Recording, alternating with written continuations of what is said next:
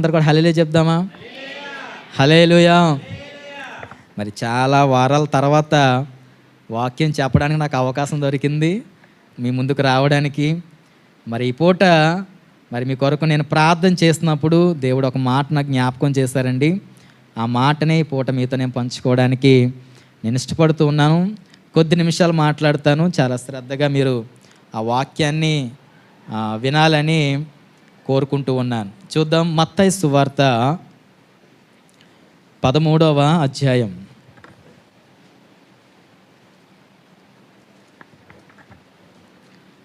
మత్తయి సువార్త 13వ అధ్యాయము 43వ వచనాన్ని చదువుకుందాం.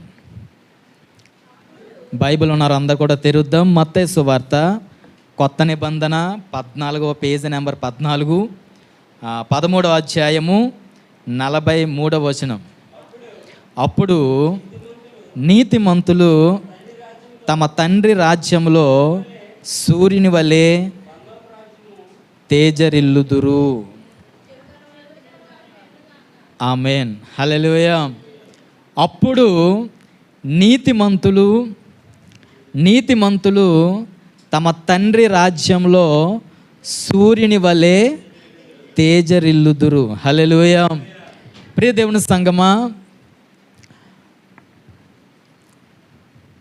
2025 సంవత్సరాల క్రితం నా యేసయ్య శరీరధారిగా ఈ లోకానికి వచ్చి ఆయన సువార్తను చేస్తున్న దినాలలో ఆఖరి 3.5 సంవత్సరాలు ఆయన సువార్తను ప్రకటిస్తూ ఆయన వీధుల్లో గ్రామాలు తిరుగుతూ అనేకమైన గొప్ప కార్యాలు, ఆశ్చర్య కార్యాలు, స్వస్థత కార్యాలు జరిగిస్తూ అనేక విషయాలు ఆయన బోధిస్తూ సంచరిస్తున్న దినాలవి.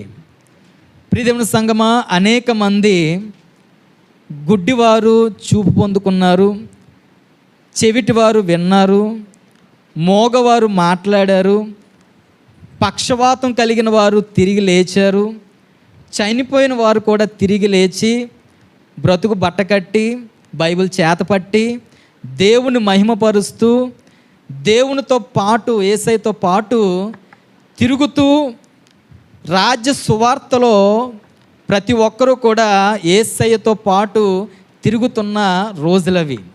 ప్రియదేవుని సంగమా, అనేక విషయాలు శిష్యులకు ఆయన బోధిస్తూ మాట్లాడుతూ ఆయన మాట్లాడుతున్న ఒక మాటను ఈ పూట మనం జ్ఞాపకం చేసుకుందాం. ఏ మాట చెప్తున్నాడు ఆయన అంటే, నీతిమంతులు తమ తండ్రి రాజ్యంలో సూర్యుని వలె తేజరిల్లుతారు. హల్లెలూయా. ప్రియదేవుని సంగమా, మనం ఆరాధించే దేవునికి ఒక రాజ్యం ఉంది. ఎంతమందికి తెలుసు? ఏటి సగం మంది చేతులు ఎత్తారు అమ్మా. మనం ఆరాధిస్తున్న దేవునికి ఒక రాజ్యం ఉంది. ఆ రాజ్యం ఎలాంటిదంటే శాశ్వతమైన రాజ్యం. అది సూర్య చంద్రులు, బాధలు, కష్టాలు, కన్నీళ్ళు, వేదన, రోదన లేనటువంటి ఒక శాశ్వతమైన రాజ్యము మన తండ్రి కలిగి ఉన్నాడు. హల్లెలూయా. ఆ పరలోక రాజ్యంలో నీవు నేను మనం అందరము కూడా అడుగు పెట్టాలి. హల్లెలూయా. మనం అందరం కూడా అక్కడ చేరాలి. ప్రియదేవుని సంగమా, ఎందుకు చేరాలని అంటే, ఈ లోకము ఎలాంటిదంటే అశాశ్వతం. ఏదో ఒక రోజు ఇదంతా కూడా గతించిపోతుంది. భూమి మీద ఉన్నవన్నీ కూడా ఒక రోజున కాల్చబడతాయి అగ్ని చేత. ఆకాశ మహాకాశములు గతించిపోతాయి. ఏది కూడా ఇక్కడ శాశ్వతం కాదు కనుక శాశ్వతమైన రాజ్యంలో నీవు నేను మనం అందరం కూడా ప్రవేశించాలని, ఆయనతో పాటు కలిసి జీవించాలని, ఆయనతో పాటు ఆయన సింహాసనం మీద కూర్చోవాలని, ఇనపదండం చేత పట్టుకోవాలని, దేవదూతలకు మనము తీర్పు తీర్చాలని దేవుని యొక్క ప్రణాళిక. హల్లెలూయా. కనుక ప్రియ దేవుని సంగమా, విశ్వాస జీవితంలో కొనసాగించబడుతున్న నీవు నేను మనమందరము కూడా ఎటువంటి గురి, ఎటువంటి ఆశ మనం కలిగి ఉండాలని అంటే, నా దేవుని రాజ్యంలో, పరలోక రాజ్యము నేను చేరాలి అనే ఆశ ప్రతి ఒక్కరికి ఉండాలి. హల్లెలూయా. ప్రియ దేవుని సంగమా, ఈ లోకంలో ఎన్ని కష్టాలు వచ్చినా, ఎన్ని బాధలు వచ్చినా, ఎన్ని అవమానాలు వచ్చినా వాటన్నిటిని కూడా పక్కన పెట్టి, వాటన్నిటి కూడా జయిస్తూ విశ్వాస జీవితంలో నీవు నేను మనం అందరము కూడా కొనసాగింపబడుతున్నాము అంటే గల కారణం ఏమిటి? దేని కొరకు మన ప్రయాస, దేని కొరకు మన విశ్వాసము, దేని కొరకు మన తాపత్రయం అని అంటే తండ్రి రాజ్యం చేరాలని. హల్లెలూయా, హల్లెలూయా. పరలోక రాజ్యం మేము చేరాలండి అనుకున్న వాళ్ళందరూ కూడా హల్లెలూయా చెప్దామా? హల్లెలూయా. అంత దూరం ఏం పోతాంలేండి, ఇక్కడే ఇల్లు కట్టుకుంటూ పెళ్లి చేసుకుంటూ ఇక్కడే హ్యాపీగా ఉంటాం అన్న వాళ్ళు హల్లెలూయా చెప్దామా? మంచిది, వీరందరూ ఎలక్ట్గానే ఉన్నారు. హల్లెలూయా. ప్రియ దేవుని సంగమా, లోకములో ఏది కూడా శాశ్వతం కాదు. ఏదో ఒక రోజు మనము పరలోక రాజ్యం చేరాలి. అందుకని బైబిల్ సెలవిస్తున్న మాట, మనము మన పౌరసత్వం ఎక్కడుందనంటే పరలోకంలో ఉంది. హల్లెలూయా. మనం ఇక్కడ వారము కాదు, మనము యాత్రికులము అని లేఖనాలు సెలవిస్తూ ఉన్న చక్కని మాట. హల్లెలూయా. ప్రియ దేవుని సంగమా, మన గురి, మన గమ్యము ఏమిటయ్యానంటే పరలోక రాజ్యము. చెప్పండి, పరలోక రాజ్యము చేరాలి. హల్లెలూయా. ప్రియ దేవుని సంగమా, ఎవరు చేరుతారు పరలోక రాజ్యం? ఆ తండ్రి రాజ్యంలో ఎవరు అడుగు పెడతారు, ఎవరు ఆ రాజ్యాన్ని చూస్తారు అని మనం ఆలోచన చేస్తే యేసు ప్రభువారు చెబుతున్న చక్కని మాట ఏమిటంటే, నీతిమంతులు తమ తండ్రి రాజ్యంలో సూర్యుని వలె తేజరిల్లుతారు. హల్లెలూయా, హల్లెలూయా. ఎవరు దేవుని రాజ్యంలో ప్రవేశిస్తారు, ఎవరు దేవుని రాజ్యంలో అడుగు పెడతారు, ఎవరు దేవదూతలకు తీర్పు తీరుస్తారు, ఎవరు దేవుని సింహాసనం మీద కూర్చుంటారు అని మనం ఆలోచన చేస్తే యేసు ప్రభువారే చెబుతున్న ఒక చక్కని మాట, నీతిమంతులు. హల్లెలూయా. నీతిమంతులు మాత్రమే దేవుని రాజ్యంలో ప్రవేశిస్తారు. హల్లెలూయా. ప్రియ దేవుని సంగమా, ఈ ఉదయకాల సమయంలో 2 మాటలు మీకు నేను జ్ఞాపకం చేస్తాను. ఎవరు నీతిమంతులు, నీతిమంతులని ఎవరిని పిలుస్తారు, ఆ నీతిమంతులకు ఉండే లక్షణాలు ఎలా ఉంటాయో ఒక 2-3 మాటలు మీకు జ్ఞాపకం చేసి మనం ప్రార్థన చేసుకుందాం. హల్లెలూయా. అందరు ఎక్కడే ఉన్నారా? ఉన్న వాళ్ళందరూ కూడా హల్లెలూయా చెప్దామా? హల్లెలూయా. ప్రియ దేవుని సంగమా, మొదటిగా నీతిమంతులు అంటే ఎవరు, ఎవరిని నీతిమంతులని పిలుస్తారు అని మనం ఆలోచన చేస్తే, ప్రియ దేవుని సంగమా, యేసు ప్రభువారు సువార్త చేస్తున్న ఆ దినాలలో ఆ యెరూషలేము పట్టణంలో ఒక గోడ ఉందండి, ఒక చిన్న గోడ. వాస్తవంగా సొలొమోను రాజు దేవుని యొక్క మందిరాన్ని కట్టిన తర్వాత కొంతమంది వచ్చి దాన్ని పడగొట్టడం, మరలా కొంతమంది వచ్చి దాన్ని బాగు చేయడం, మళ్ళీ కట్టడం, మరలా కొంతమంది వచ్చి దాన్ని పడగొట్టడం, పడగొట్టబడుతూ కట్టబడుతూ, పడగొట్టబడుతూ కట్టబడుతూ చివరికి ఒక గోడ మిగిలిపోయింది. ఏం మిగిలిందమ్మా? గోడ. ఆ గోడను ఏమంటారంటే ఏడుపుల గోడ అంటారు. ఏ గోడ? ఇప్పటికి కూడా యెరూషలేములో ఆ గోడ ఉంది. యూదులందరూ కూడా ఆ గోడ దగ్గరికి వెళ్ళి ప్రార్థన చేస్తూ ఉంటారు. అలాగా యేసు ప్రభువారు ఈ లోకంలో సంచరిస్తున్న దినాల్లో ఒక 2 వ్యక్తులండి ఆ గోడ దగ్గరికి వచ్చి ప్రార్థన చేస్తూ ఉన్నారు. ఎవరు ఆ వ్యక్తులు అంటే, ఒకరు పరిసయ్యుడు, ఇంకొకరు సుంకరి. హల్లెలూయా. ప్రియ దేవుని సంగమా, పరిసయ్యుడు ఆ గోడ దగ్గరికి వచ్చి చక్కగా నిలబడి ఆకాశం తట్టు చేతులెత్తి మౌనముగా ప్రార్థన చేసుకుంటున్నాడు. గట్టిగా ప్రార్థన చేస్తే ముత్యాలు రాలిపోతాయి అనుకున్నాడో ఏమో మరి. మౌనంగా తనలో తాను ప్రార్థన చేసుకుంటున్నాడు. ఏమని ప్రార్థన చేస్తున్నాడంటే, ప్రభువా నా అంత నీతిమంతుడు ఈ ఊర్లో ఎవ్వరూ లేరు ప్రభువా.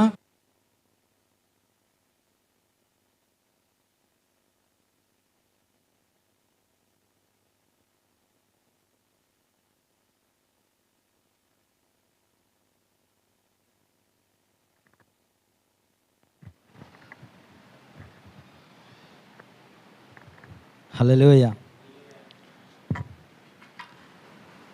నా అంత నీతిమంతుడు నా స్నేహితుల్లో కానీ, మా బంధువుల్లో కానీ, నా ఇంటి పేరులో కానీ ఎవరు కూడా నా అంత నీతిమంతుడు లేడు అని ఎవరికి చెప్పుకుంటున్నాడు?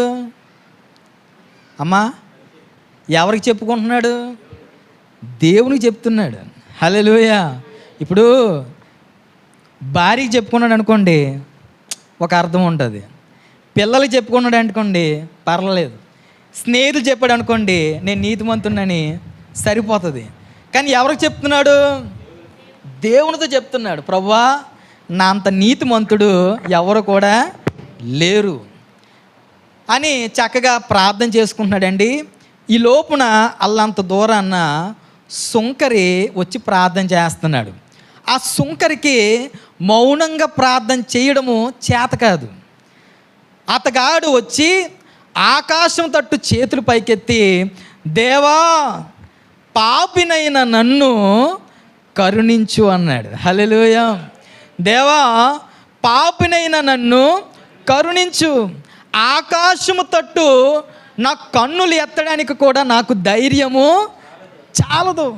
ఎందుకనంటే ఆకాశం నీ పరిశుద్ధ సింహాసనం గనుక, నేను పాపిని గనుక ఆకాశము తట్టు నీ సింహాసనం తట్టు నా కన్నులు ఎత్తడానికి కూడా నాకు ధైర్యం సరిపోవట్లేదు ప్రభువా అని ప్రార్థన చేస్తున్నాడు. ఎవరు?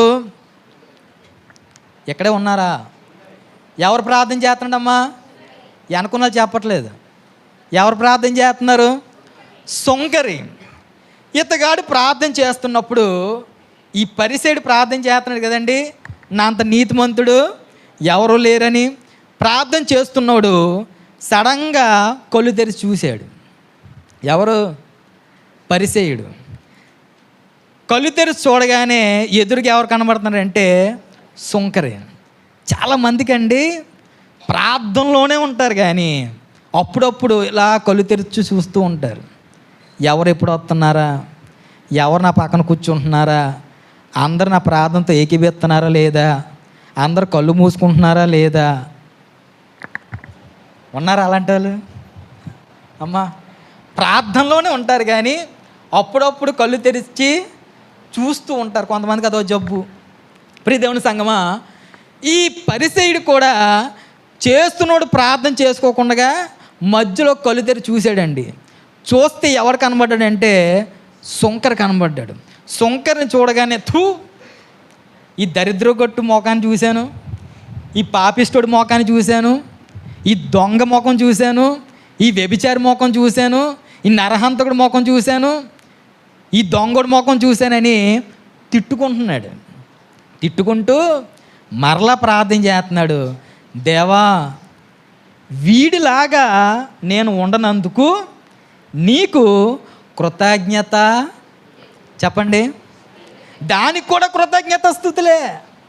దేవా వీడిలాగా నేను ఉండనందుకు నీకు కృతజ్ఞతాస్తుతులు అని ప్రార్థన చేశాడు. ప్రియదేవుని సంగమా, అంతవరకు కూడా దేవుడు అక్కడి ఉండి పరిసయ్యుడు ఒక ప్రార్థన విన్న దేవుడు ఎప్పుడైతే అతగాడి మాట చెప్పాడో వెంటనే అతని ప్రార్థన పక్కన పెట్టేసి ఈ సుంకర వైపు తిరిగాడు ఆయన. హల్లెలూయా.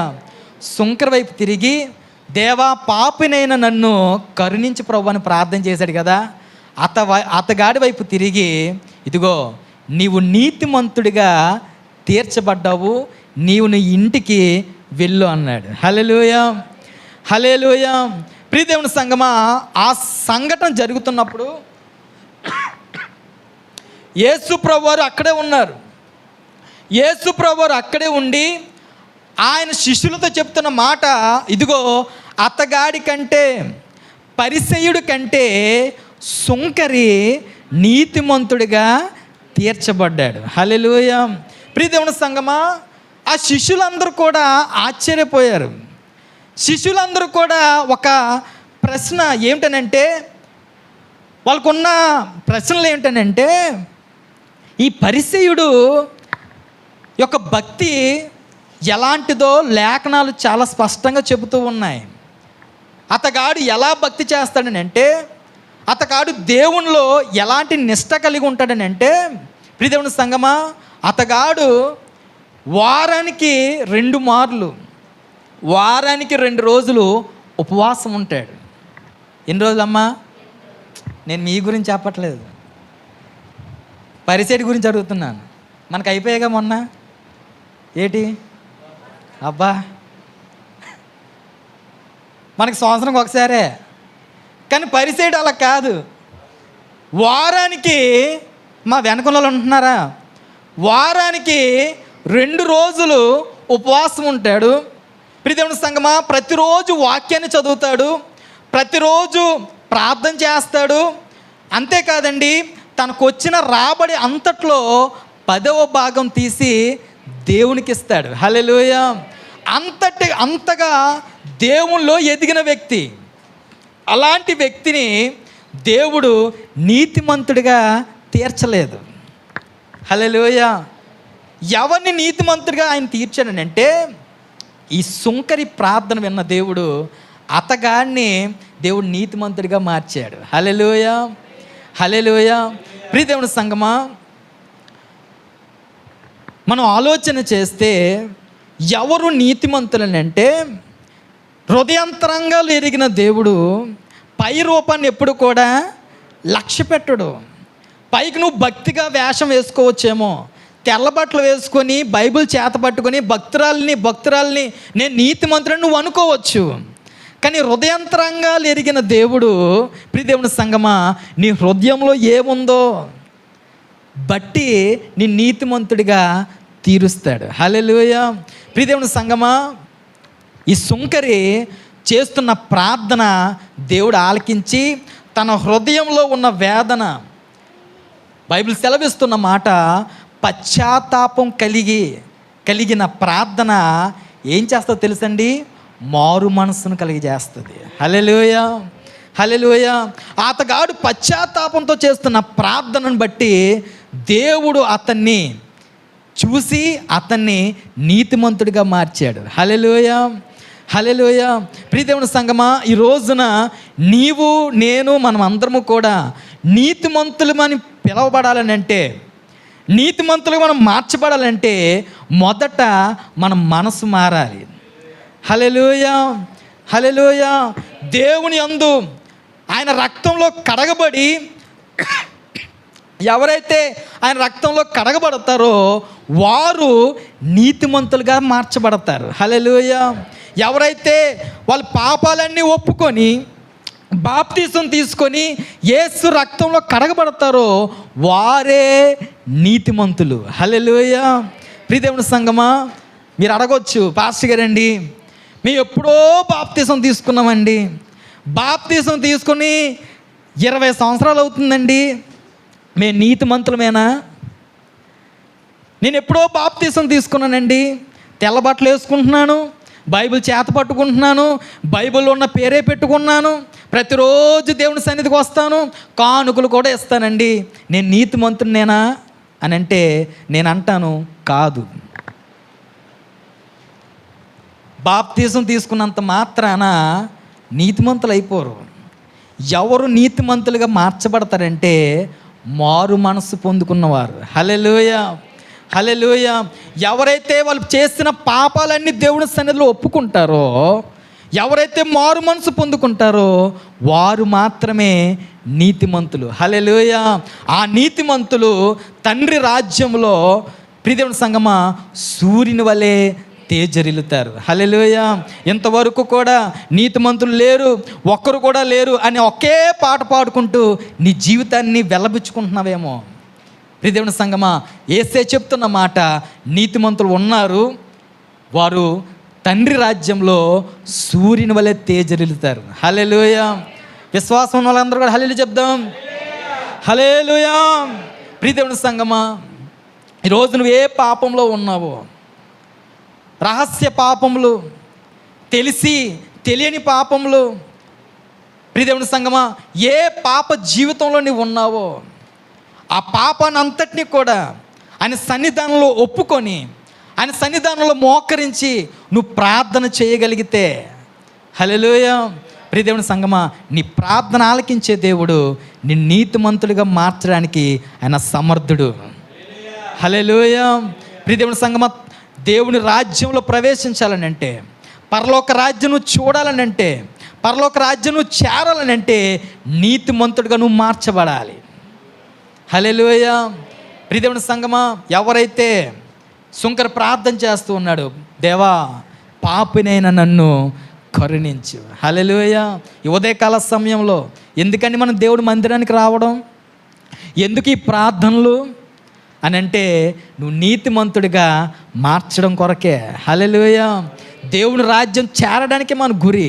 ప్రతి ఒక్కరి జీవితంలో, ప్రతి ఒక్కరి విశ్వాస జీవితంలో ఉండాల్సిన ఆశ ఏమిటనంటే, నేను పరలోక రాజ్యము. ఎవరు చేరుతారండి పరలోక రాజ్యం? చెప్పాలి, ఎవరు చేరుతారు? నీతిమంతులు. హల్లెలూయా. ఎవరా నీతిమంతులు అని అంటే, ఎవరైతే వాళ్ళ పాపాలు ఒప్పుకొని మారు మనసు పొంది యేసు రక్తంలో కడగబడి బాప్తిసం తీసుకుంటారో వారు నీతిమంతులు. హల్లెలూయా. హల్లెలూయా. దేవుని సంగమా, ఈరోజు బాప్తిసం తీసుకోవడానికి చాలామంది చాలా సాకులు చెప్తూ ఉంటారు. దేవుని సంగమా, నాకు పెళ్ళి అయితే బాప్తిసం తీసుకుంటానని చెప్పేవాళ్ళు కొంతమంది, నాకు ఉద్యోగం వస్తే బాప్తిసం తీసుకుంటానని చెప్పేవాళ్ళు కొంతమంది, నా వ్యాపారం బాగా సాగితే బాప్తిసం తీసుకుంటానండి, నాకు ఆరోగ్యం బాగైతే బాప్తిసం తీసుకుంటానండి అని చెప్పేవాళ్ళు చాలామంది ఉన్నారు. దేవుని సంగమా, నేను అంటాను, నువ్వు ఎప్పుడైతే మారు మనసు పొందుతావో, ఎప్పుడైతే దేవుని అంగీకరిస్తావో, నీ పాపాలు ఒప్పుకుంటావో, అప్పుడే నువ్వు తీసుకోవాలా. హల్లెలూయా. నువ్వు నీతిమంతుడిగా మార్చబడాలి. హల్లెలూయా. ఎందుకు అని అంటే, పరలోక రాజ్యం మనము చేరడానికి. హల్లెలూయా. హల్లెలూయా. దేవుని సంగమా, ఈ నీతిమంతులకు ఉండే లక్షణాలు ఏమిటి? ఈ నీతిమంతులు ఎలా ఉంటారు? ఈ నీతిమంతులకు ఉండే స్వభావం ఎలా ఉంటుంది అని మనం ఆలోచన చేస్తే చూద్దాం. ఒక మాట మీకు జ్ఞాపకం చేస్తాను. కీర్తనల గ్రంథము 140వ కీర్తన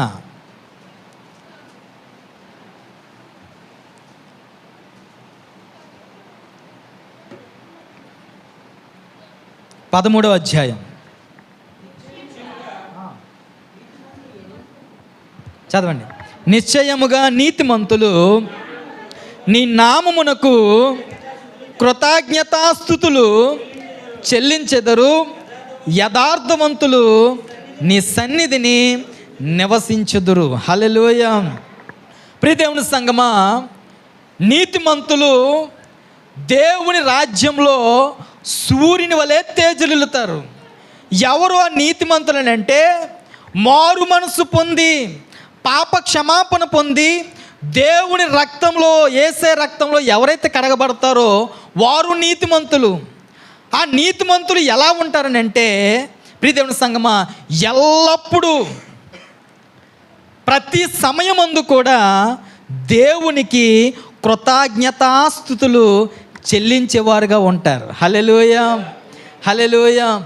ప్రతిరోజు మన జీవితంలో ఏం చేయాలనంటే, దేవునికి కృతజ్ఞతాస్తుతులు చెల్లించాలి. హల్లెలూయా. అది నీతిమంతుల యొక్క స్వభావం. గడిచిన కాలమంతా కూడా దేవుడు మన జీవితంలో చేసిన కార్యాలు, దేవుడు మన కుటుంబంలో చేసిన కార్యాలు తలపోసుకుంటూ జ్ఞాపకం చేసుకుంటూ, దేవునికి ఎవరైతే మనసారా దేవునికి కృతజ్ఞతాస్తుతులు చెల్లిస్తారో వాళ్ళు ఎవరనంటే నీతిమంతులు. హల్లెలూయా. నీతిమంతులు దేవునికి స్తుతులు అర్పించకుండా, దేవునికి కృతజ్ఞతాస్తుతులు చెల్లించకుండా ఉండలేరండి.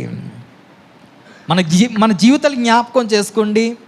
ప్రియదేవుని సంగమా, మన జీవితంలో దేవుడు ఎన్ని గొప్ప కార్యాలు చేశాడు. హల్లెలూయా. ఎన్ని ఆశ్చర్యమైన కార్యాలు చేశాడు. ఒకప్పుడు మన జీవితం ఎలా ఉండేది? దేవుణ్ణి నమ్ముకోకముందు, దేవుళ్ళకి రాకముందు మన జీవితము ఎంత భయంకరంగా ఉండేదో. మంచి సాక్ష్యం లేక, మంచి జీవితం లేక, మంచి ఘనత లేక, చీకటిలో, పాపంలో, లోకంలో నలిగిపోతున్న నిన్ను నన్ను ప్రతి పాప ఒక కట్లను తెంపి, ప్రియదేవుని సంగమా, దేవుని మందిరంలో ఆయన నిలబెట్టినందుకు మనం ఏం చేయాలంటే ఆయనకి కృతజ్ఞతాస్తుతులు చెల్లించాలి. హల్లెలూయా, హల్లెలూయా. ఏ బండ నుంచి నువ్వు చెక్కబడ్డావో, ఏ మట్టి నుంచి నువ్వు తీయబడ్డావో, ఎటువంటి పరిస్థితుల నుంచి దేవుడు నిన్ను విడిపించాడో అవన్నీ మనం జ్ఞాపకం చేసుకొని దేవునికి ఎల్లవేళలందు ఆయనకి కృతజ్ఞతాస్తుతులు చెల్లించాలి. హల్లెలూయా. దేవుడు అంటాడు, ఇశ్రాయేలు స్తుతుల మీద నేను ఆసీనుడైన వాడును. హల్లెలూయా. స్తుతించేవారంటే దేవుడికి చాలా ఇష్టం అండి. ప్రియదేవుని సంగమా, నీ జీవితంలో నీ గుండెల మీద చేయేసి చెప్పండి, ఎప్పుడైనా సరే దేవుని సన్నిధానంలో మోకరించి ఆయన మన జీవితంలో చేసిన మేలులన్నీ కూడా జ్ఞాపకం చేసుకుంటూ ఆయనకి కృతజ్ఞతాస్తుతులు మనసారా నోరారా ఆయన కృతజ్ఞతాస్తుతులు చెల్లించే ఆ జ్ఞాపకాలు ఉన్నాయా? ఆ అనుభవాలు ఉన్నాయా మనలో? హల్లెలూయా. ప్రతి సమయంలో నీతిమంతుడి యొక్క స్వభావం ఏమిటనంటే దేవుడు చేసిన మేలులన్నీ కూడా జ్ఞాపకం చేసుకుంటూ, ప్రభువా ఈ దినము నేను సజీవ లెక్కలో ఉన్నానంటే కేవలం నీ కృపే ప్రభువా అని దేవునికి మనసారా కృతజ్ఞతాస్తుతులు చెల్లించేవారుగా మనం ఉండాలి. హల్లెలూయా. దావీదుని మనం జ్ఞాపకం చేసుకుంటే, ప్రియదేవుని సంగమా, అడవుల్లో ఎడారుల్లో ఆ గొర్రెలు కాచుకుంటూ, సమాజంలో మర్యాద లేక, కుటుంబంలో పట్టించుకునేవారు లేక, తోబుట్టుల మధ్య ఒక ఘనకరమైన జీవితము లేక, ఎక్కడో అడవుల్లో ఆ దొడ్లలో ఆ పశువుల మధ్య జీవిస్తున్న దావీదుని దేవుడు అనేక ప్రజలైన ఇశ్రాయేలు ప్రజల మీద దేవుడు రాజుగా ఉంచాడు. హల్లెలూయా. రాజు అయిన తర్వాత దావీదు సింహాసనం మీద కూర్చొని ఆయన చెప్తున్న మాట, నా ప్రాణమా ఆయన చేసిన ఉపకారముల్లో దేనిని కూడా నీవు మరవద్దు. హల్లెలూయా. అందుకని ఒక భక్తుడు చక్కని పాట రాశాడండి. నా ప్రాణమా నా సమస్తమా ప్రభుని స్తుతించుమా, నా యేసు చేసిన మేలను నీవు మరువకుమా, నా యేసు నీవు మరువకుమా, నా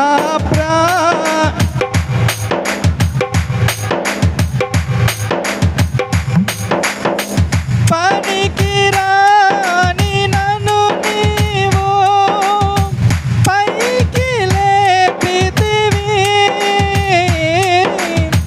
క్రీస్తునే బండపైన నన్ను నిలిపితివి, యేసయ్యా పనికి రాని పైకి లేపితివి, క్రీస్తునే బండ నన్ను నిలిపితివి,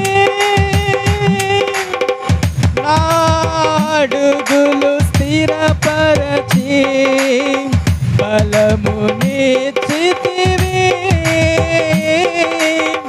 నీదు అడుగు జాడలనే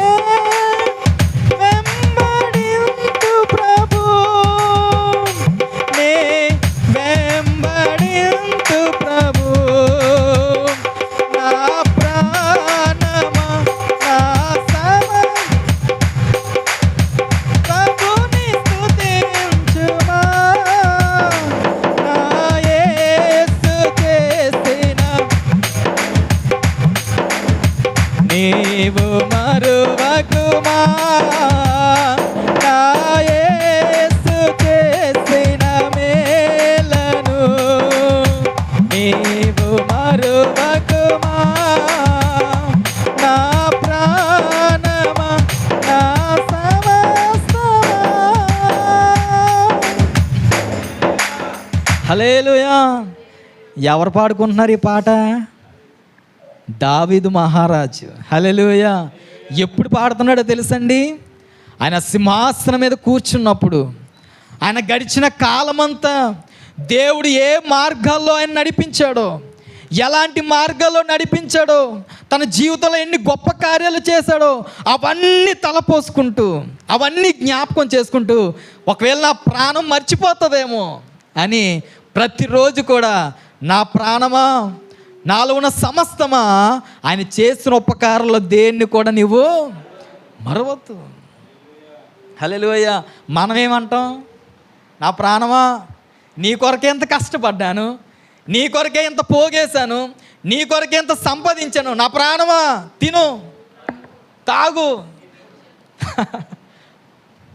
ప్రియదేవుని సంగమా, దావీదైతే దినానికి 7 మార్లు దేవుని స్తుతించేవాడండి. ఎన్ని మార్లు అమ్మా?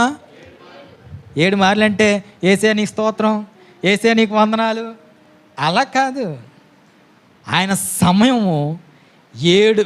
అమ్మా, ఒక్కసారి ఉదయం మనం ప్రార్థన చేయడానికి ఒక్కోసారి సమయం మర్చిపోతూ ఉంటాం. రాత్రి కుటుంబ ఆరాధన చేసుకోవడానికే మనకి అవ్వదు కొన్నిసార్లు. కానీ ఒక రాజుగా ఉండేటప్పుడు దినానికి 7 సార్లు దేవుని స్తుతించడం అంటే మాటలా చెప్పండి? హల్లెలూయా. ప్రియదేవుని సంగమా, దేవుని యొక్క మనస్సు దావీదు ఎలా దోచుకున్నాడో తెలుసా? స్తుతించడం ద్వారా. హల్లెలూయా. ఎక్కడైతే స్తుతి ఉంటుందో, ఎక్కడైతే నువ్వు హృదయపూర్వకంగా దేవుని నామాన్ని ఘనపరుస్తావో దేవుడు దిగొస్తాడంతే. హల్లెలూయా. ఆయన అంటాడు, నేను ఇశ్రాయేల్ స్తుతుల మీద ఆసీనుడైన వాడు. హల్లెలూయా. ప్రియదేవుని సంగమా, ప్రార్థన చేసేటప్పుడు కూడా దేవుని స్తుతించడం నేర్చుకోవాలి. చాలామంది ప్రార్థన చేస్తారు, ప్రభువా నేను ఇలా బయటికి వెళ్తున్నాను ప్రభువా, ముందున ఒక దూత, వెనకన ఒక దూత, పక్కన ఒక దూతనే ఉంచి ప్రభువా, కాసుకో చూసుకో, యేసునామములో అడిగి వేడుకుంటున్నాను తండ్రి. అమ్మా, ఓ దేవుని సన్నిధిలో ఏడ్చి ఏడ్చి ఏడ్చి నీ కష్టాలన్నీ చెప్పుకొని ప్రార్థన చేస్తావే, సమాధానం రాకపోవడానికి గల కారణం ఏంటో చెప్పనా? నేను ఒక ఫార్ములా చెప్తాను, మీకు పాటిస్తారా? Yes are no? ప్రియదేవుని సంగమా, నువ్వు ప్రార్థన చేసే ముందు ఒక 10-15 నిమిషాలు ఆయన స్తుతించడం నేర్చుకోండి. చాలామంది మీరు చూసారో లేదో, నేను ఉదయకాలం ఇక్కడ ఆరాధన స్టార్ట్ చేసేటప్పుడు దగ్గరగా ఒక 10 నిమిషాలు దేవుని స్తుతిస్తూనే ఉంటాను. మీరు టైంకి వస్తే తెలుస్తుంది, ముందుగా ఎవరు వస్తారో వాళ్ళు చూస్తూ ఉంటారు. ఆరాధన స్టార్ట్ చేసే ముందు, ప్రారంభ ప్రార్థన ముందు ఎప్పుడు కూడా నేను చేసే ప్రతి ప్రార్థనలో ఒక 10-15 నిమిషాలు స్తుతించడమే. అప్పుడు నువ్వు స్తుతించినప్పుడు దేవుడు సింహాసనం వేసుకుని కూర్చుంటాడు అక్కడ. హల్లెలూయా. కానీ మనం ఏం చేస్తామనంటే దేవుణ్ణి అక్కడ ఉంచుతాం. ఎక్కడ? ఆకాశంలో దేవుణ్ణి ఉంచి నువ్వు ఇక్కడ నీ బాధలన్నీ చెప్పుకుంటే ఆయన అంటాడు, నన్ను పిలిస్తేనే కదా నేను వచ్చేది. నువ్వు ఆయన పిలవకుండా నీ బాధలన్నీ చెప్పుకుంటే ఆయనకి ఎలాగ అర్థమవుతుందండి? హల్లెలూయా. కనుక మనం ఏం చేయాలంటే ముందు ఆయనకి సింహాసనం వేసి కూర్చోబెట్టాల. హల్లెలూయా. ముందు సింహాసనం వేసి కూర్చోబెట్టి అప్పుడు నీ బాధలన్నీ ఆయనకి చెప్పుకుంటే దానికి సమాధానము దొరుకుతుంది. హల్లెలూయా. హల్లెలూయా. ప్రియదేవుని సంగమా, స్తుతి మన స్థితిని మార్చేస్తుందండి. ఎక్కడైతే దేవుని స్తుతిస్తారో, ఎవరైతే హృదయపూర్వకంగా దేవునికి కృతజ్ఞతాస్తుతులు చెల్లిస్తారో వారంటే దేవునికి చాలా ఇష్టం. హల్లెలూయా. నీతిమంతులు ఎలా ఉంటారు? దివ్య ఎలా ఉంటారు? ఎల్లవేళలా దేవునికి కృతజ్ఞతాస్తుతులు చెల్లించేవారుగా ఉంటారు. హల్లెలూయా. ఇది ఒక పద్ధతి అండి. ఇది ఒక వర్గానికి సంబంధించిన విశ్వాసులు చేసే పని.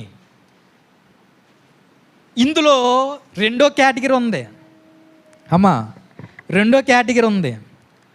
వాళ్ళు ఎవరనంటే చావైనా బ్రతుకైనా దేవుని కొరకే అని సమర్పించుకునే విశ్వాసులు ఉంటారు కదా. చావైనా ఎవడ ఏడుస్తున్నాడు అని బయటికి పంపించండి అమ్మా. చావైనా బ్రతికైనా దేవుని కొరకే అని సమర్పించుకునే సేవకులు ఉంటారు కదండి. వాళ్ళు చెల్లించే కృతజ్ఞత స్తుతులు వేరుగా ఉంటాయి.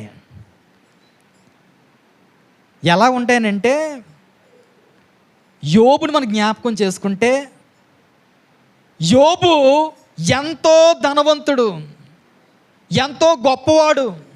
తూర్పు దేశంలో ఎటు పోయినా ఆయన ఆస్తే, అంతటి కోటీశ్వరుడు. ఒకానొక దినాన ఒక్కొక్కడు వచ్చి, అయ్యా నీ మందలో పశువులన్నీ కూడా ఒకడు తోలుకెళ్ళిపోయాడు, ఆ విషయం చెప్పడానికి నేను ఒక్కనే. నీ పిల్లలందరూ కూడా బిర్యానీ చేసుకొని అందరూ తింటున్నప్పుడు నోట్లో ఉండగానే గొప్ప గాలి వచ్చి బిల్డింగ్ని కొట్టినప్పుడు అందరూ కూడా అక్కడే చనిపోయారయ్యా. ఈ వార్తను చెప్పడానికి నేను ఒక్కనే. ఇలాంటి వార్తలు చెప్పడానికి ఒకడు ఉంటాడు. నేను ఒక్కనే మిగిలానయ్యా అని రోజుకొకడు వచ్చి ఒక్కొక్క దురవార్త చెబుతూ ఉన్నప్పుడు యోబు అంటాడు, దేవుని సంగమా, యెహోవా ఇచ్చెను, యెహోవాయే తీసుకొనెను, ఆయనకే కృతజ్ఞత స్తుతులు కలుగునుగాక. హల్లెలూయా. ఎవరిచ్చారు? యెహోవా ఇచ్చాడు, యెహోవా తీసుకున్నాడు, ఆయన నామానికే మహిమ. ఈ మాట ఎవరు చెప్పగలరు అని అంటే, సమర్పించుకునే విశ్వాసులు మాత్రమే. ఇప్పుడు నీకు ఉద్యోగం వచ్చింది అనుకోండి, ప్రభు నాకు ఉద్యోగం వచ్చింది, నీకు స్తోత్రాలు అంటావు. అది నీకు కడుపు నొప్పి వచ్చింది అనుకోండి, ప్రభు నాకు కడుపు నొప్పి వచ్చింది, నీకు వందనాలు అయ్యా అని చెప్పేవాళ్ళు ఉంటారా? మాట్లాడరేటండి. యోబు రెండు విధాలుగా దేవుణ్ణి స్తుతించాడు. హల్లెలూయా. ఒకటి, ఇచ్చినప్పుడు దేవునికి కృతజ్ఞతాస్తుతులు చెల్లించాడు, పోయినప్పుడు కూడా దేవునికి స్తుతులు అర్పించాడు. ఈరోజు మనము ఎంతసేపు ఇచ్చినప్పుడు మాత్రమే, చెప్పండి, ఇచ్చినప్పుడు మాత్రమే ప్రభు నీకు వందనాలు, మరి తీసుకున్నప్పుడు నీకు వందనాలు అయ్యా అని చెప్పేవాళ్ళు ఉన్నారమ్మా? సామెతలు ఉంటుంది, జలగకే 2 కుమార్తెలు ఉన్నారంట. వాటి పేర్లు ఏంటంటే ఇమ్ము. ఎంతసేపు కూడా ఇమ్ము ఇమ్ము ఇమ్ము ఇమ్ము అంటూనే ఉంటాయండి. అలాగే ఈరోజు విశ్వాసులు కూడా ఎంతసేపు కూడా ప్రభు ఆశీర్వదించు ఆశీర్వదించు ఆశీర్వదించని ఆశీర్వదిస్తేనే ఆయనకి కృతజ్ఞతాస్తుతులు చెల్లించే వాళ్ళు ఎక్కువైపోయారండి. ప్రియదేవుని సంగమా, కానీ యోబు ఆయన ఇచ్చినప్పుడు దేవునికి స్తుతులు అర్పించాడు, తీసుకున్నప్పుడు కూడా. హల్లెలూయా. అందుకని యోబు గ్రంథం మొదటి అధ్యాయంలో ఇది కనబడుతుంది. కానీ ఆఖరికి వచ్చేటప్పటికి దేవుడు యోబుని 2 అంతలుగా దేవుడు ఆశీర్వదించాడు. హల్లెలూయా. ఈరోజు మనం ఒక్కొక్క మేలుతోనే, ఒక్కొక్క ఆశీర్వాదంతోనే మనము సరిపెట్టుకోవడానికి గల కారణం ఏమిటంటే, మనము ఒక విధంగానే దేవుని స్తుతిస్తున్నాం, రెండో విధంగా స్తుతిస్తున్నారా? స్తుతులు అర్పిస్తున్నారా? ప్రభువా, ఏదైనా నాకు ఉన్నవైనా లేనివైనా నీకే మహిమ. హల్లెలూయా. అలాగ మనము దేవుణ్ణి స్తుతించేవారుగా మనం ఉంటే ఖచ్చితంగా దేవుడు యోబును ఆశీర్వదించినట్లుగానే మనల్ని కూడా ఆశీర్వదించగల సమర్థుడు. హల్లెలూయా. వస్తూ ఉంటే పోతూ ఉంటాయండి, కానీ దేవుడు మనల్ని విడిచిపెడతాడండి ఎంత మాత్రము కూడా. యోబు అది నమ్మాడండి. అందుకనే ప్రభువా ఏదైనప్పటికీ నీకే మహిమ అన్నాడు. దేవుడు రెండంతలుగా యోబుని ఆశీర్వదించాడు. హల్లెలూయా. నీతిమంతులకు ఉండే లక్షణం ఇది. ఏంటా లక్షణం అమ్మా? ఎల్లవేళల యందు దేవునికి కృతజ్ఞతాస్తుతులు చెల్లించడం. రెండో మాట జ్ఞాపకం చేస్తాను, చూద్దాం. యాకోబు పత్రిక 5వ అధ్యాయము 16, 17 వచనాలు చదువుకుందాం. ఈ మాట చెప్పి నేను ముగిస్తాను. మీ పాపములను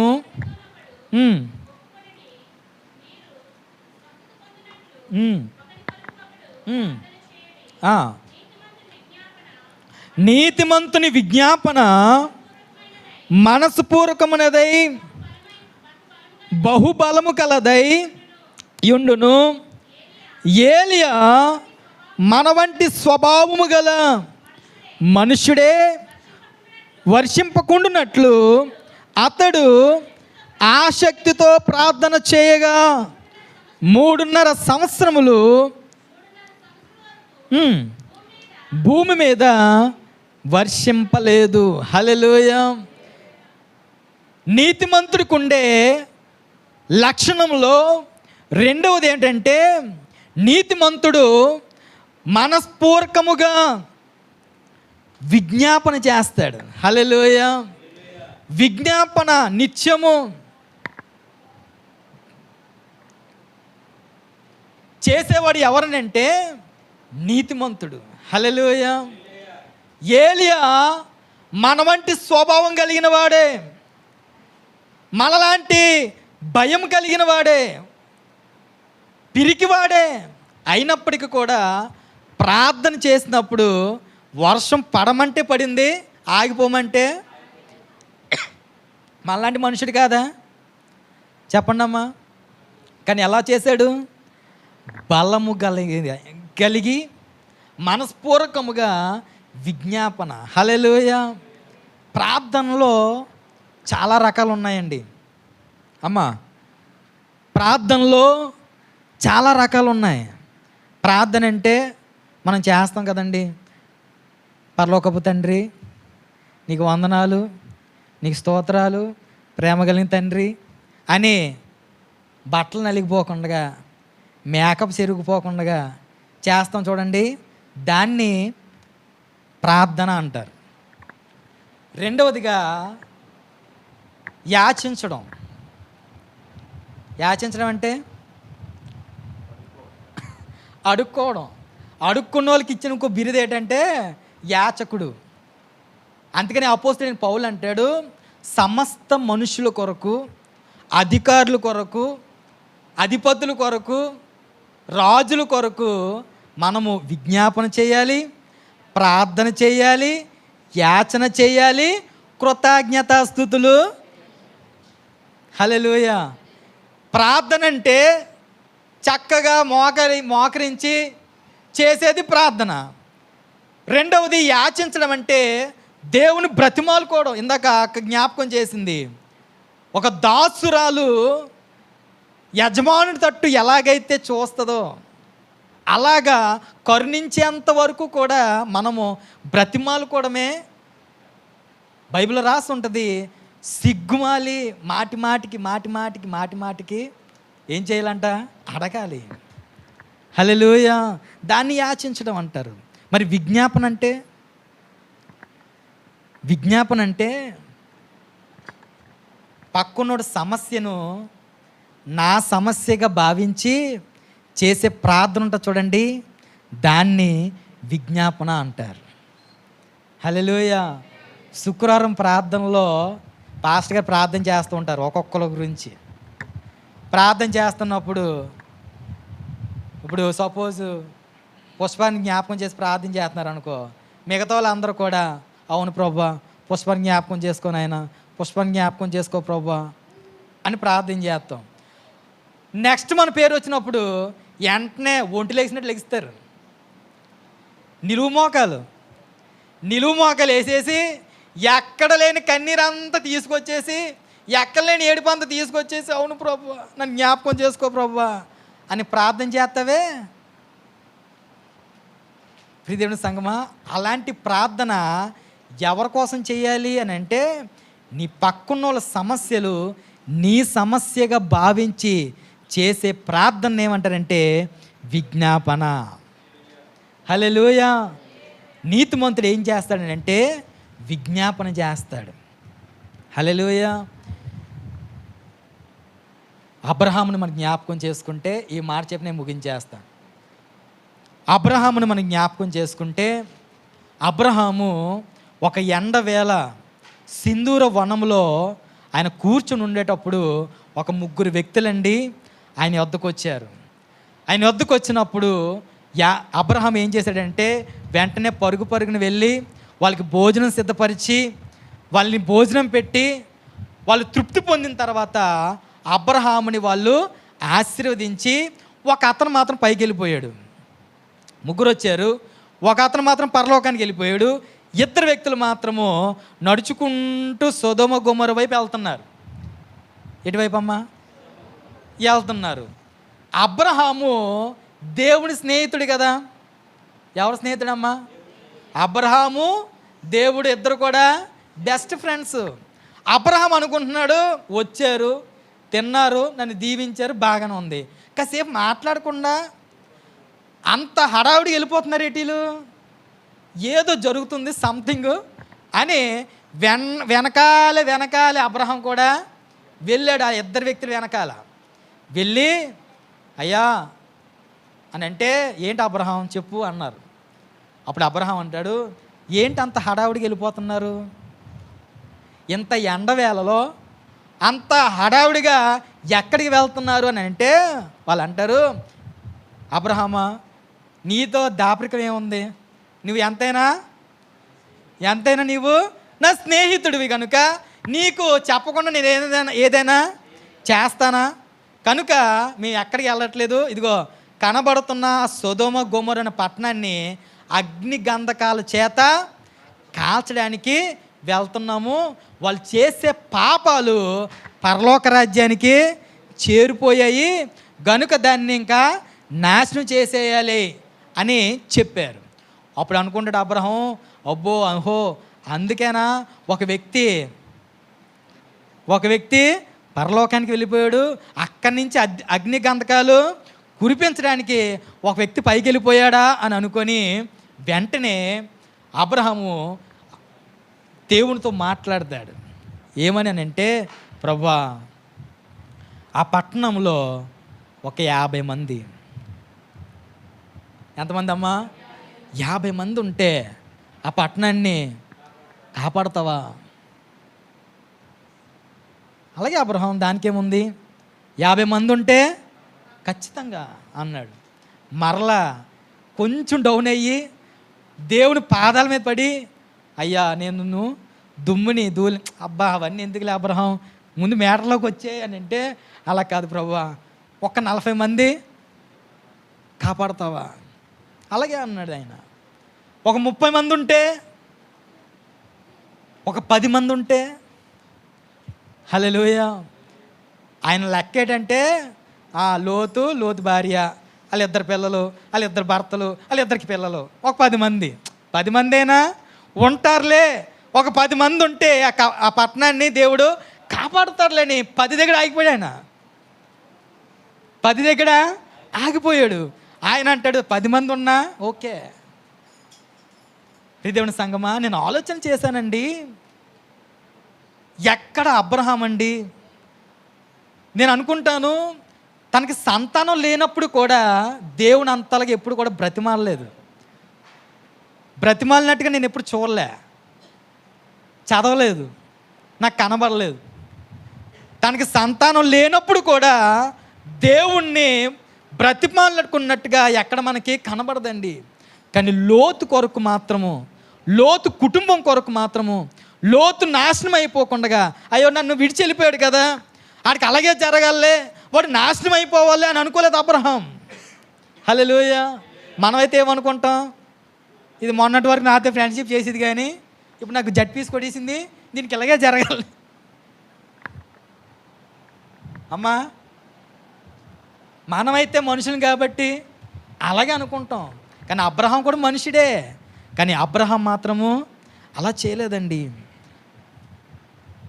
తన అన్నయ్య కుమారుడైన లోతు కొరకు ఆ కుటుంబం నాశనం అయిపోకుండా ప్రియ దేవుని సంగమా బ్రతిమాలాడండి. హల్లెలూయా. బ్రతిమాలాడు, గోజాడాడు, విజ్ఞాపన చేశాడు. హల్లెలూయా. దాన్ని ఏమంటారంటే విజ్ఞాపన. హల్లెలూయా. రక్షించగలిగాడా లేదా? దేవుడు అంటాడు, ఒరే బాబు లోతు, నువ్వు బ్రతికి బట్ట కట్టావనంటే నీ గొప్పతనం ఏమి కాదు నాయనా. నీ కొరకు నీ బాబాయి ప్రార్థన చేశాడు. నీ కొరకు నీ బాబాయి ఎంతో గోజాడాడు, బ్రతిమాలుకున్నాడు. కనుకే ఈరోజు నీవు హల్లెలూయా. ఇది ఎవరి లక్షణం చెప్పండి? ఎవరి గుణం ఇది? ఎవరి స్వభావం ఇది? నీతిమంతుడి స్వభావం. హల్లెలూయా. ప్రియ దేవుని సంఘం, ఈ రోజున నీవు నేను రక్షించబడ్డాం, నీవు నేను దేవుని ఆశీర్వాదాలు పొందుకుంటున్నాం, మంచిదే. మరి నీ బంధువుల సంగతి ఏంటి? నీ స్నేహితుల సంగతి ఏంటి? నీ ఇరుగు పొరుగు వారి సంగతి ఏంటి? ఎప్పుడో బల్లారథం తీసుకున్నప్పుడు మాత్రం 2 చేతులు పైకెత్తేసి నిలువు మోకలు వేసేసి, ప్రభువా నా బంధువులు జ్ఞాపకం చేసుకుని, ఆయన నా ఇరుగు పొరుగుని జ్ఞాపకం చేసుకో ప్రభువా, అప్పుడేనా ప్రార్థన? ప్రతిరోజు నీ రక్త సంబంధుల కొరకు, నీ బంధువుల కొరకు, నీ ఇరుగు పొరుగు వారి కొరకు ప్రతిరోజు ఫ్రెండ్ అని తిరుగుతావే.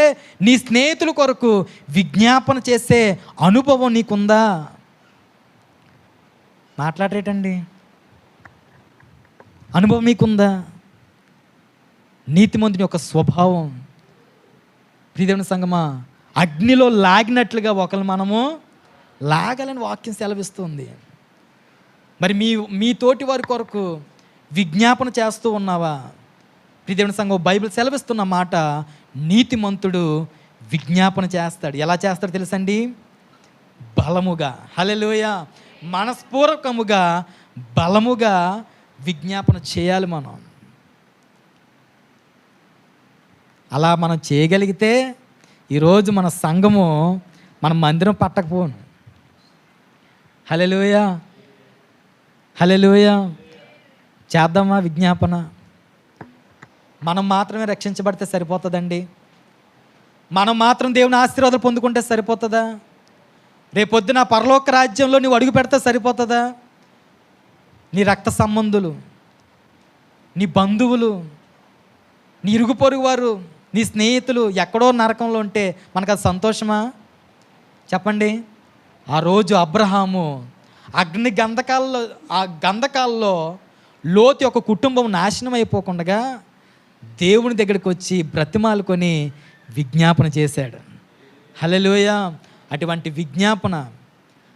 విజ్ఞాపన కలిగిన ప్రార్థన జీవితము దేవుడు మన అందరి హృదయాల్లో ఆయన ఉంచును గాక. ఆమేన్. హల్లెలూయా. నేను ముగిస్తున్న నా మాటలు, నీతిమంతులు తండ్రి రాజ్యంలో సూర్యుని వలె తేజరిల్లుతారు. హల్లెలూయా. ఎవరా నీతిమంతులు అని అంటే, రక్షించబడిన నీవు నేను, మనమే ఆ నీతిమంతులు. హల్లెలూయా. ఆ నీతిమంతులకు ఉండవలసిన లక్షణాలు, స్వభావాలు ఎలా ఉండాలంటే, ఎల్లవేళల యందు కూడా ఆయనకి కృతజ్ఞతాస్తుతులు చెల్లించే వారిగా మనం ఉండాలి. ఆమేన్. రెండవదిగా ఆయన మన వారి కొరకు, అనేకమైన ప్రజల కొరకు ఎల్లప్పుడూ కూడా విజ్ఞాపన చేసేవారుగా మనం ఉండాలి. ఆమేన్. ఇంకో మాట ఉంది, నేను చెప్పను కానీ ఆ రెఫరెన్స్ మీరు రాసుకోండి. హెబ్రీయులకు రాసిన పత్రిక 10వ అధ్యాయము 38వ వచనం ఒకసారి చదివేసి మనం ముగించేసుకుందాం.